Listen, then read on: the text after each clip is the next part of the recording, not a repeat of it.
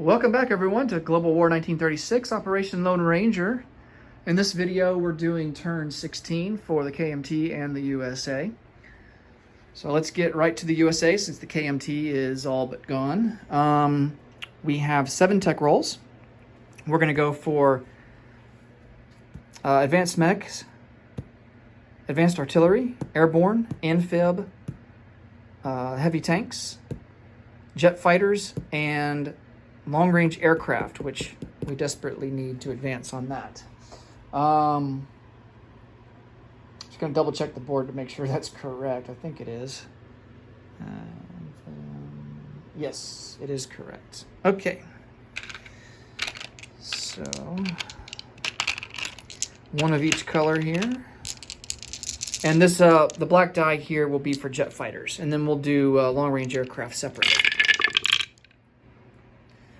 Okay, it looks like we only hit on 2 of them, and that's going to be jet fighters and advanced mechs. Okay. And then for long-range aircraft. Yay, we hit. We got a 9. Excellent. All right, so long-range aircraft goes up to stage 3. We complete jet fighters. And then the other one that we completed was advanced mechanized infantry. That's up to stage 2. All right. Let's, before we go over to purchases, I was reading the rule book kind of in between videos, and I wanted to highlight something here during the combat phase. And it basically goes into units that have the ability to participate in multiple battles in a particular turn. So units that have the opportunity to participate in multiple battles in a particular player turn. So that's, you know, just talking about one player turn. And i.e. scrambling, intercepting, escorting, can only participate in 1 battle per player turn. That's not 1 battle per turn, that's 1 battle per player turn, okay? And I'll explain that a little bit more after we read the rest of the rules.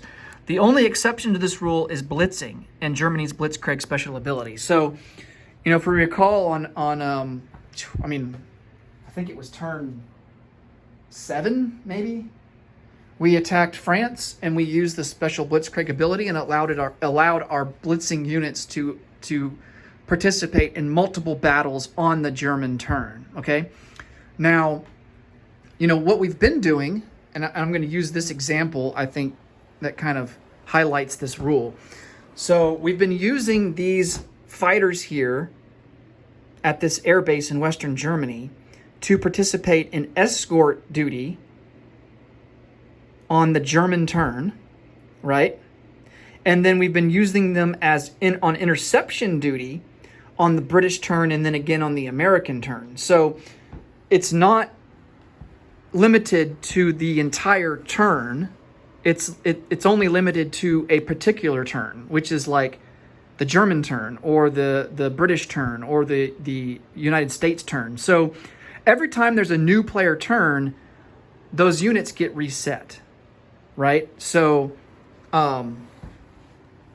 so that's why they have the ability to be able to escort and then also be able to intercept on another player's turn. So, and logically it makes sense, right? Because we're talking about 1 turn spanning 6 months, right? There's 6 months between each player turn, or not each player turn, but between each turn there's a span of 6 months. So logically it would make sense that fighters would be able to participate in multiple activities within the span of 6 months, right? So hopefully that makes sense.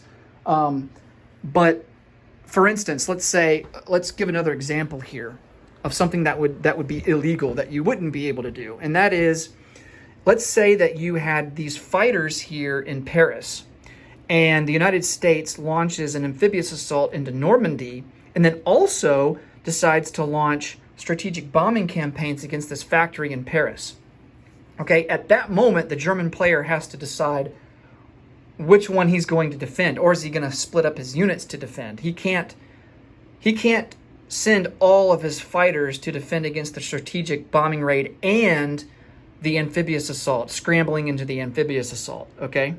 So that's what that's talking about, is that you can't conduct multiple operations within a particular player turn, within one player turn, unless if it's, the Blitzkrieg ability that Germany has there earlier in the game.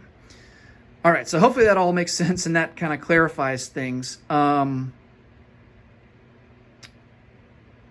Because I was kind of wondering about that myself, if that was legal or not to use fighters on escort duty and then later on that same turn use them on the British or American turn as escorts or as interceptors. So so I think this clears it up quite a bit here. Okay, so continuing on with the USA turn. For purchases, we moved up 2 battleships and 2 carriers. We got the 1 IPP discount for that. We also are starting at stage 2. I think this cost us 12 IPP to combine the 2 stages. Ordinarily, it starts at stage 3, but we combined it because of improved construction.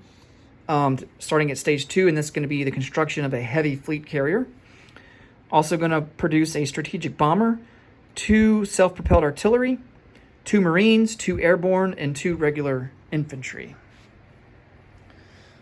All right, so for combat moves, we are going to launch some strategic bombing raids.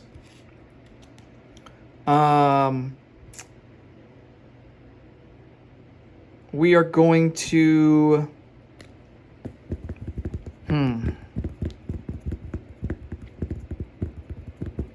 We're going to take 1 strategic bomber. He's going to try against Paris.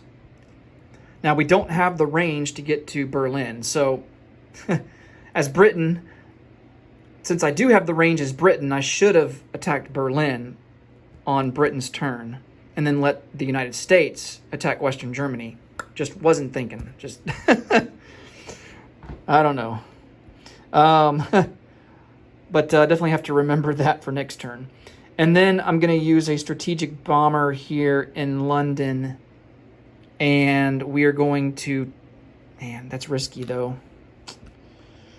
I want to send 1 strategic bomber down to northern Algeria in the non-combat phase. So that means that he wouldn't be able to participate in any bombing raids. So I think we'll just do Paris. I don't want to sacrifice my heavy strategic bomber. And I mean, the maximum the maximum additional damage that we can do is only 4, so that's not worth the risk, really. So we'll just go for Paris. He can't really scramble anything. He doesn't have fighters or anything nearby, so we just have to contend with the AA guns. And for that, it will be at a 1 or less because we do have heavy strategic bombers. And then we get 2 die rolls for this strategic bomber. So he misses, and we do maximum damage, which is going to be 5. So minor factory maximum damage is 5, even though we rolled a 10. And then he will go back and land in London. Okay. I think that's all the combat moves for over here.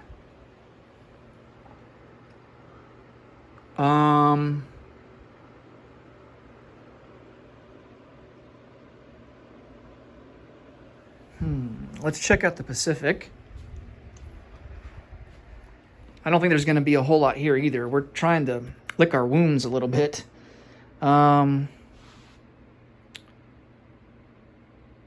I'm not really seeing any opportunities here. We definitely don't want to try and reinforce Hawaii with these transports because their ships are just sitting out there waiting to pounce. So yeah, I think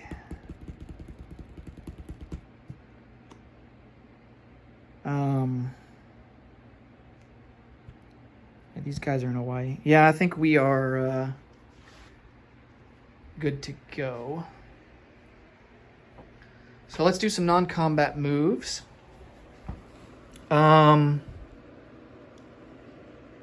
We have 2 infantry and 2 medium armor, and they are going to move 1, 2, 3 there into A20.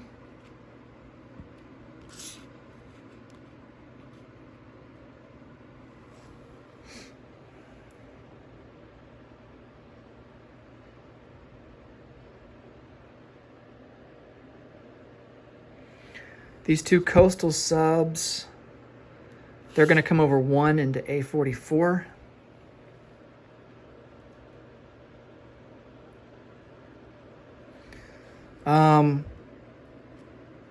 We're going to go ahead and take these 2 transports as well and strategic naval move them 1, 2, 3, 4, 5, and they're going to go into port in London.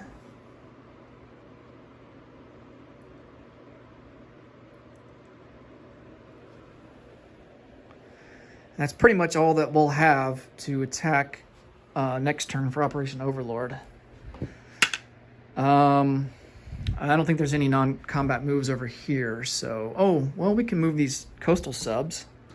We can move them into P4 and really be a jerk. Prevent them from sending transports up this way.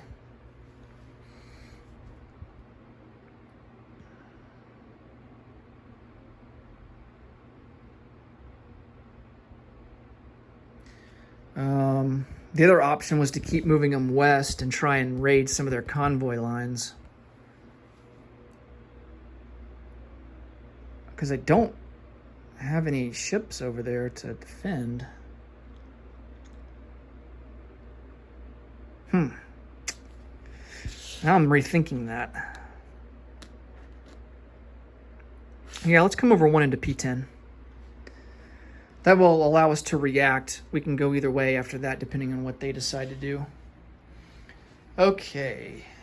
Let's place some units.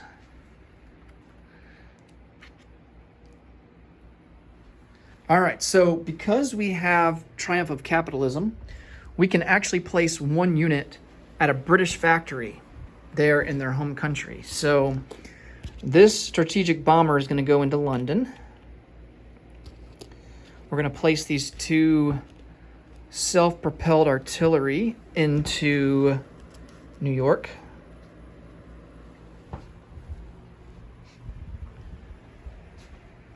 And then, oh yeah, these Marines, we want them to go into San Francisco.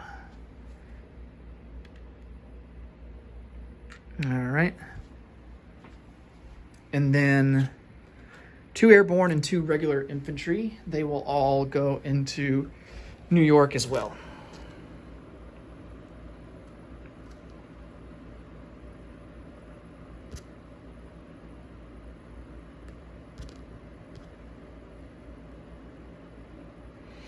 Okay. Now we can collect some IPP. We get to our plus 12 for home country, and our base is 61, so that puts us up to 73. 3, 4, 5, 60, 73. And we saved 1, so that'll give us 74 for next turn. All right, that will do it for turn 16. Next up is a very decisive turn 17. At the end of that turn, we will start rolling for the end of the game. And as it stands right now, it would be at a 2 or less. The base is going to be 1. I think it's underneath here. Yeah, game ends, it's hard to see. Game ends at D12 at 1. So the base is a 1, and then because we have because the axis have 1 capital city, that's going to make it a 2 or less. So if the Axis were able to take Moscow as well, then that would make it at a 3 or less. Stalingrad does not count as a capital, so only Moscow. But if for whatever reason Japan was able to take Sydney or Calcutta, that would also increase the odds of the game ending. So you basically add 1 on top of the base for every Axis, or for every allied capital that the Axis has control of. So that's how it works. If the Allies have any control of Axis cities, then it doesn't count for anything towards the determining the end of the game. It only gives the Allies more victory points. So that's excuse me, that's how all that works. But in the next video, we will start turn 17 with nationalist Spain and Germany. Thanks so much for watching, guys. I will see you in the next video. Take care, everyone. Bye-bye for now.